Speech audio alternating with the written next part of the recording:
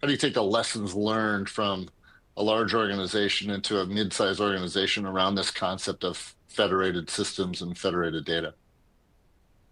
Well, I think, again, being at the center point of understanding the care that's being given to a member, and being able to bring all of that comprehensive information together, maybe applying advanced analytics and artificial intelligence to understand what's happening for that population, and to bring that back to the physician to highlight, hey, this is the 10% you need to focus on.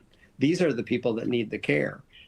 That's really where the opportunity is to be able to take all that federated information, all the different disparate health systems that they're accessing. People access all these different health systems, and then they go back to their PCP, and the PCP knows this much of what's going on because they don't have landscape around all that.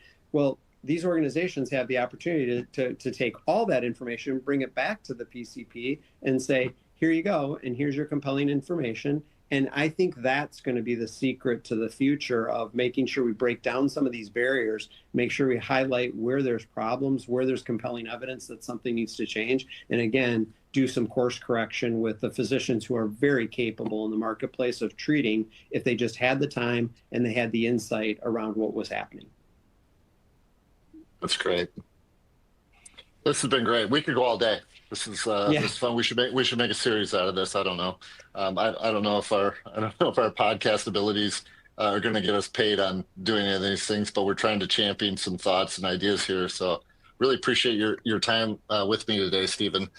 The things that we talked about feel like we're really talking about how do you help organizations transform?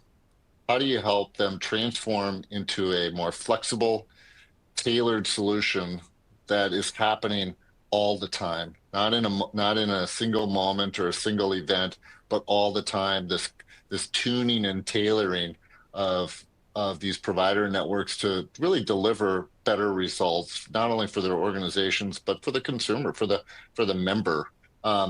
That's what you and I are both equally passionate about. Probably anybody who's listening to this is feeling like that's their mission and that's what gets them up in the morning.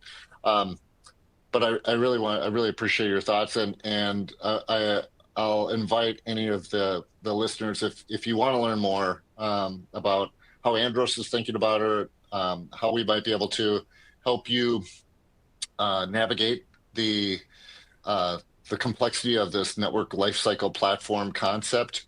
Stephen and I are available to open a conversation with the folks in your organization.